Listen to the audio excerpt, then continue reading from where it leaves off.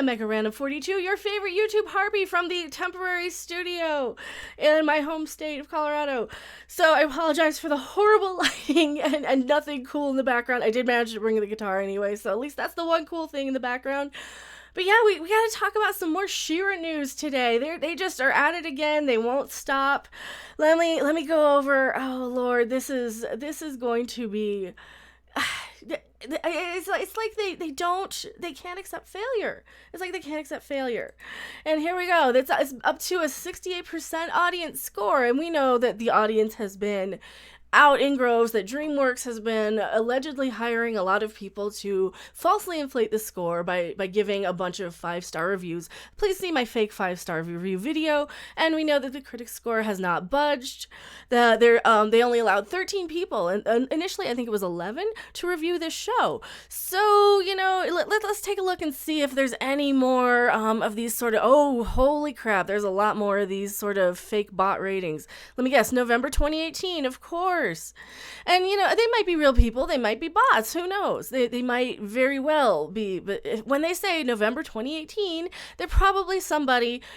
From what I've been told in my comment section, people have actually worked these jobs where they go and make up a name and they give a whole bunch of scores. And let me just read this person's score here. This is honest and funny. This is a real person because they actually gave a review, even though they are November 2018. This is honest funny. It always keeping it real, telling you in your face. You is spelled with the letter U. This show short, 13 episodes. You can $T B. Oh my God, I didn't even think that this would be so horribly spelled. So this is your typical viewer. I'm not going to click on who they are, so I don't want to give away their anonymity. Oh my God.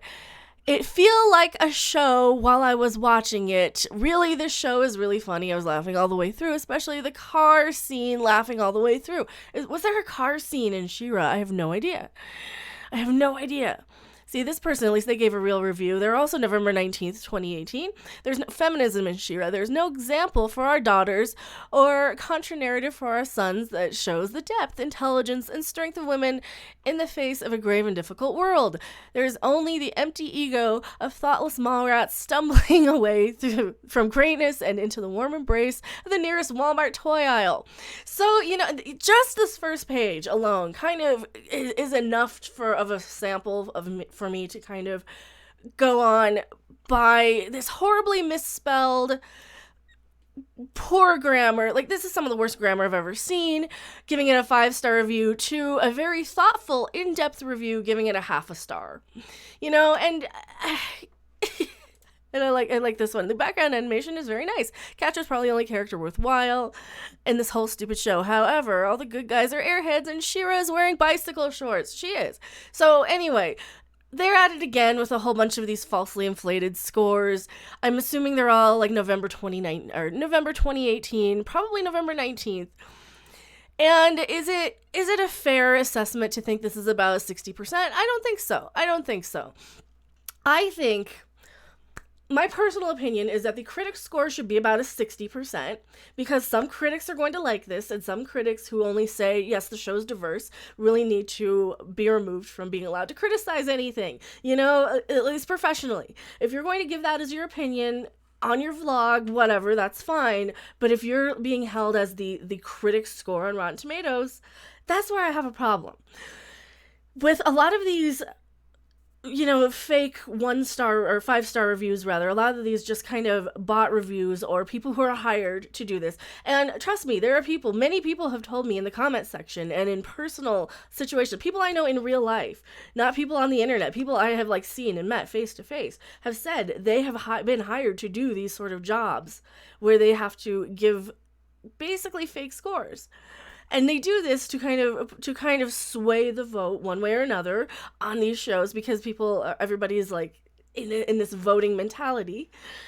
And it's kind of ridiculous. My thoughts on this for sure would be the critic score should be around the 60s. The audience score should be about a 35%, because you're going to have people who really really like the show. You're going to have people who like the one review that I read that was horribly misspelled with the worst grammar I've ever seen.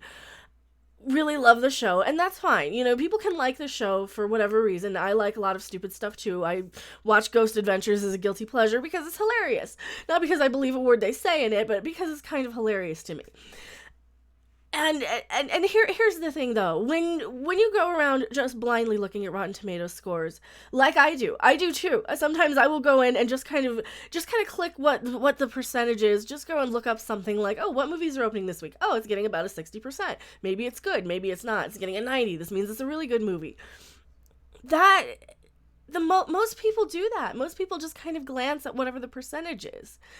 And that's so misleading. And I've said it pretty much on every video I've done where we've tackled the Rotten Tomatoes scores, especially on She-Ra.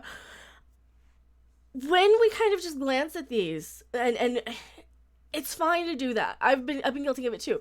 But it's giving this kind of false impression that these are real scores, that these are really genuinely what people think of it.